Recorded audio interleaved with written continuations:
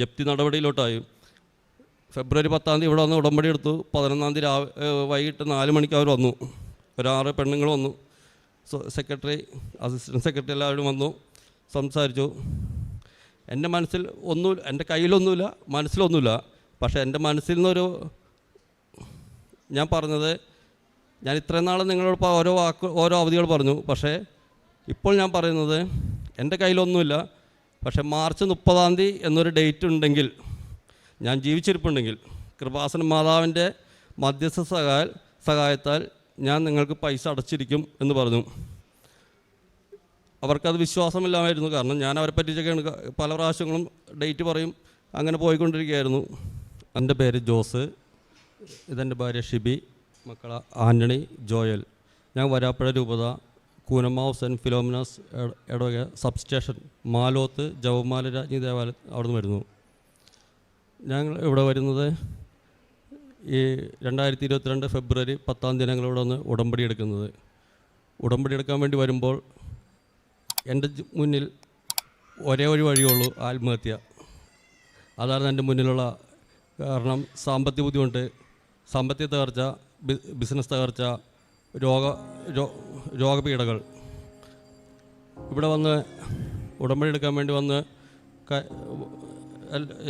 Counselling എല്ലാം കഴിഞ്ഞപ്പോൾ 6 നിയോഗങ്ങൾ എഴുതാൻ പറഞ്ഞു. 6 നിയോഗങ്ങൾ എഴുതാൻ പറഞ്ഞെങ്കിലും എനിക്കൊരു 12 നിയോഗങ്ങൾ എഴുതാനുണ്ടായിരുന്നു. പക്ഷേ ആരോ എൻ്റെ ഉള്ളിൽ പറയുന്ന പോലെ നിന്നിൽ നിന്ന് നഷ്ടപ്പെട്ടത് നീ ആദ്യം ഒന്നാമതായിട്ട് ചോദിക്കാൻ ഞാൻ എൻ്റെ മാതാവിനോട് മധ്യസ്ഥം അപേക്ഷിച്ചു.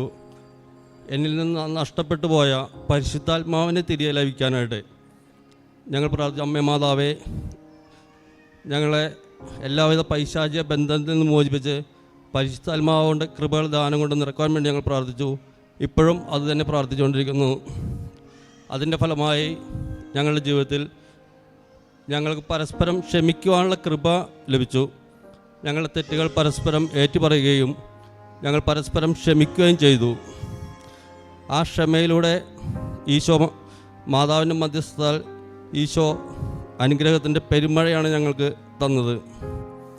രണ്ടാമതായിട്ട് എൻ്റെ മൂത്തമകൻ ആൻ്റണി, ഞങ്ങൾക്ക് 8 വർഷം പ്രാർത്ഥിച്ചിട്ട് കിട്ടിയാണ് മാതാവിൻ്റെ മധ്യസ്ഥതാൽ ലഭിച്ചാണ് മോൻ.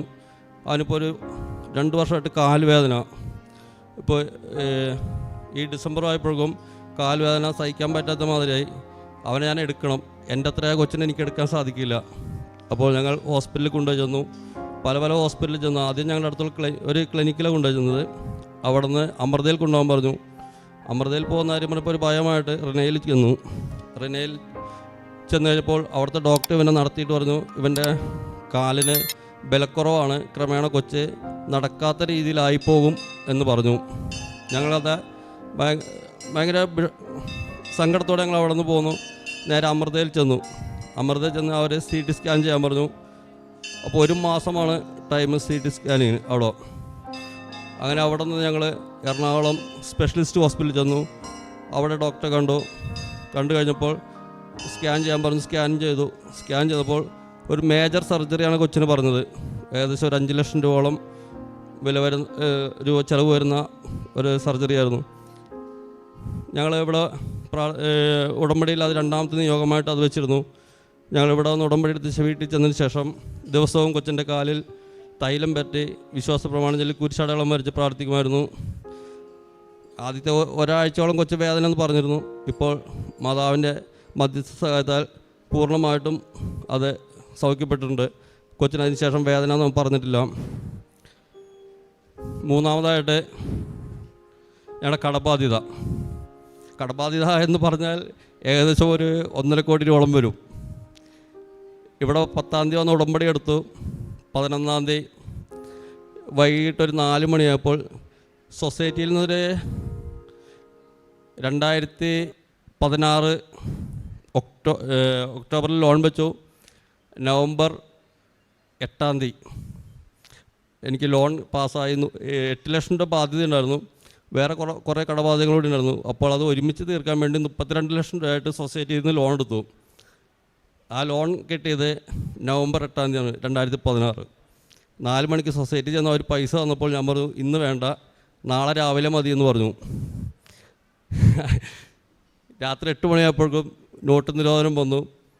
പിന്നെ ആ പൈസ മുഴുവനും ചിഹ്നം ഭിന്നമായിട്ട് എനിക്ക് കിട്ടിയത്. ആ ബാധ്യത കിടന്നുകൂടി ഒരു ഇൻസ്റ്റാൾമെൻറ്റ് പോലും അടക്കാൻ പറ്റാതെ 52 ലക്ഷം രൂപ ആയിട്ടുണ്ടായിരുന്നു. അതിൻ്റെ ലാസ്റ്റ് ഡേറ്റ് 2021 നവംബർ 8 ആയിരുന്നു കാലാവധി, തിരിച്ചടവിൻ്റെ കാലാവധി. അവർ പല പ്രാവശ്യം വരും, ഓരോ ഡേറ്റ് ഞാൻ പറയും, അങ്ങനെ നീണ്ടു പോകുമായിരുന്നു. ജപ്തി നടപടിയിലോട്ടായി. ഫെബ്രുവരി 10 ഇവിടെ വന്ന് ഉടമ്പടി എടുത്തു. 11 വൈകിട്ട് 4 മണിക്ക് അവർ വന്നു. 6 പെണ്ണുങ്ങൾ വന്നു. സെക്രട്ടറി, അസിസ്റ്റൻറ്റ് സെക്രട്ടറി എല്ലാവരും വന്നു, സംസാരിച്ചു. എൻ്റെ മനസ്സിൽ ഒന്നും, എൻ്റെ കയ്യിലൊന്നുമില്ല, മനസ്സിലൊന്നുമില്ല. പക്ഷേ എൻ്റെ മനസ്സിൽ നിന്നൊരു, ഞാൻ പറഞ്ഞത്, ഞാൻ ഇത്രയും നാൾ നിങ്ങളോട് ഓരോ അവധികൾ പറഞ്ഞു. പക്ഷേ ഇപ്പോൾ ഞാൻ പറയുന്നത് എൻ്റെ കയ്യിലൊന്നുമില്ല. പക്ഷേ മാർച്ച് 30 എന്നൊരു ഡേറ്റ് ഉണ്ടെങ്കിൽ, ഞാൻ ജീവിച്ചിരിപ്പുണ്ടെങ്കിൽ, കൃപാസന മാതാവിൻ്റെ മധ്യസ്ഥ സഹായത്താൽ ഞാൻ നിങ്ങൾക്ക് പൈസ അടച്ചിരിക്കും എന്ന് പറഞ്ഞു.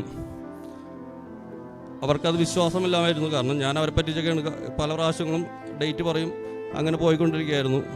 അങ്ങനെ അതിനുശേഷം അവിടെ സൊസൈറ്റിയിൽ ചെല്ലേണ്ട ഒരു അവസ്ഥ വന്നു. ഞാനും വൈഫും കൂടെ ചെന്നു. ഉച്ചയ്ക്ക് ശേഷം അവിടെ ചെന്ന് കഴിഞ്ഞപ്പോൾ അസിസ്റ്റൻറ്റ് സെക്രട്ടറി ഒരു മുസ്ലിമാണ്. ശരിക്കും അവരെന്നെ എത്രമാത്രം കളിയാക്കാൻ പറ്റുന്നോ ആളുകളുടെ മുന്നിൽ വെച്ച് അത്രയും കളിയാക്കി. ഞാനവിടെ നിന്ന് കരഞ്ഞു. ഞാൻ അപ്പം തന്നെ മൊബൈലെടുത്ത് യൂട്യൂബിൽ ഇവിടുത്തെ കൃപാസനം പ്രാർത്ഥന വചന അച്ഛൻ്റെ ടോക്ക് കേട്ടു, പ്രാർത്ഥിച്ചു. മാതാവേ, കൂടുതലൊന്നുമില്ലെങ്കിലും പകുതിയെങ്കിലും അടക്കാൻ എന്നെ സഹായിക്കണമെന്ന് ഞാൻ പ്രാർത്ഥിച്ചു. ഞാൻ അടുത്ത ദിവസം ഇവിടെ വന്നു. എൻ്റെ മനസ്സിൽ തോന്നി ഇത് ഞാൻ ചെയ്തു. ഞാനൊരു 52 ലക്ഷം രൂപ അടക്കാനുണ്ട്. അപ്പോൾ കൃപാസനം പത്രം കൊടുക്കുന്നതിൻ്റെ കൂട്ടത്തിൽ മാതാവിൻ്റെ ഫോട്ടോയും കൂടി 52 ഫോട്ടോ ഞാൻ വാങ്ങിച്ച് അത് 52 വീടുകളിൽ കൊണ്ടുപോയി കൊടുത്തു. സൊസൈറ്റിയിൽ തന്നെ വിളികൾ തുടങ്ങി. ഈ 2-3 ദിവസത്തുമ്പോൾ വിളിക്കും, എന്തായി എന്ന് ചോദിക്കും.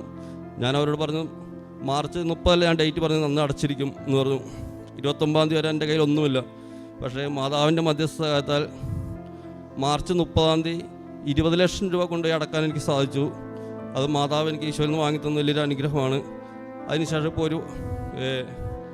ഒരു വർഷം കാലാവധി നീട്ടി തന്നു. 4ാമതായിട്ടുള്ളത്, ഞാൻ ജനിച്ച കാലം തുടങ്ങി വണ്ടി ഫീൽഡിലുള്ള ആളാണ്. ഞാനിപ്പോൾ സ്വന്തമായിട്ട് വണ്ടി ഫീൽഡിലോട്ട് 30 വർഷത്തോളമായി. കഴിഞ്ഞ 2021 ടിപ്പർ സെഗ്മെൻറ്റിലാണ്.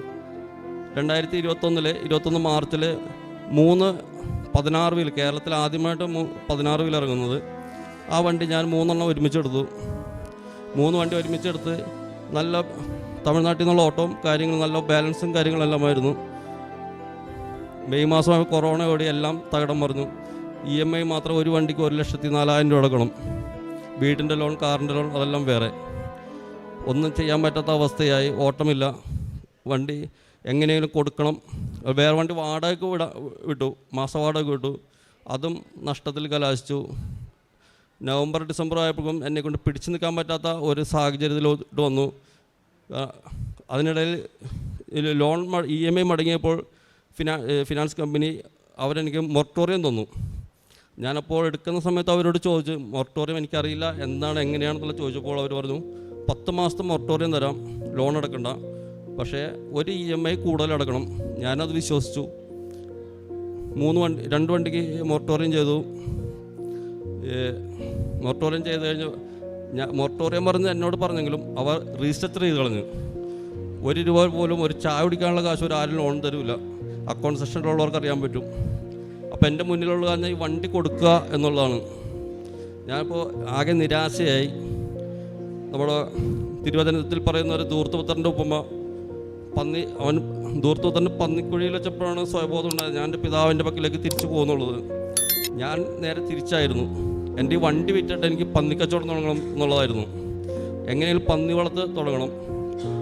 ഒരു 2 മാസത്തോളം യൂട്യൂബിൽ പന്നി വളർത്ത് എങ്ങനെ ചെയ്യാം എന്നുള്ളതിൽ കൊണ്ട് സ്റ്റഡി ചെയ്തുകൊണ്ടിരുന്നു യൂട്യൂബിൽ. നേരം വെളുത്ത വൈകുന്നേരം വരെ ഇത് തന്നെ.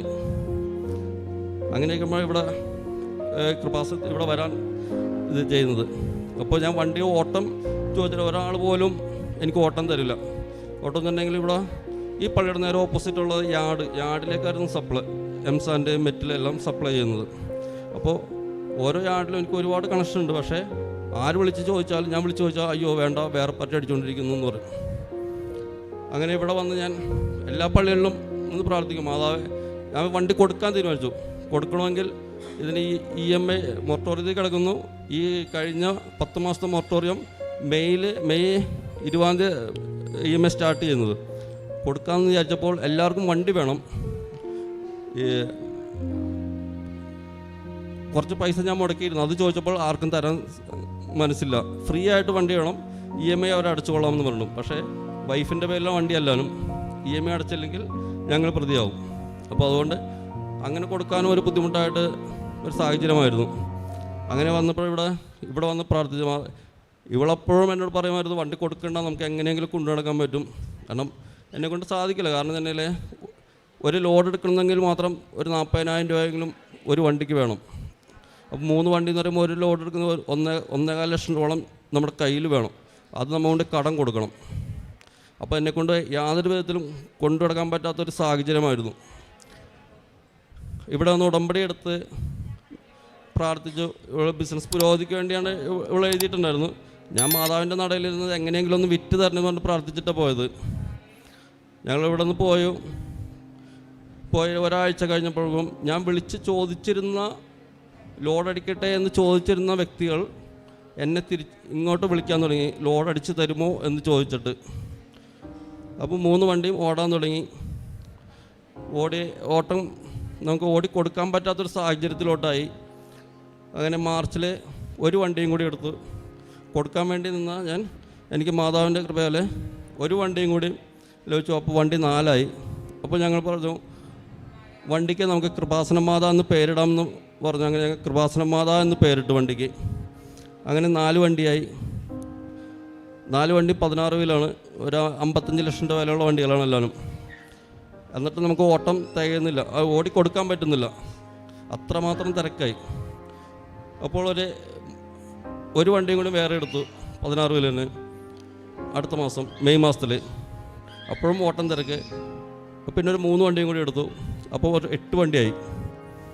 കൊടുക്കാൻ വേണ്ടി പ്രാർത്ഥിച്ചിട്ട് 8 വണ്ടിയായി. ഇപ്പോൾ എന്നിട്ടും ഓടിക്കൊടുക്കാൻ പറ്റുന്നില്ല, തിരക്കാണ്. എല്ലാവരും നമ്മൾ വിളിച്ചുകൊണ്ടിരിക്കുകയാണ്. ഇപ്പോൾ 2 വണ്ടിയും കൂടി എടുത്ത് തന്ന് എന്നെ മാതാവ് അനുഗ്രഹിച്ചു. ഇപ്പോൾ 10 വണ്ടിയായി. 10 വണ്ടിക്കും കൃപാസന മാതാവ് എന്ന പേര് ഇട്ടിരിക്കുന്നത്. പിന്നെ ഇപ്പോൾ എനിക്കൊരു വലിയൊരു ആഗ്രഹമായിരുന്നു,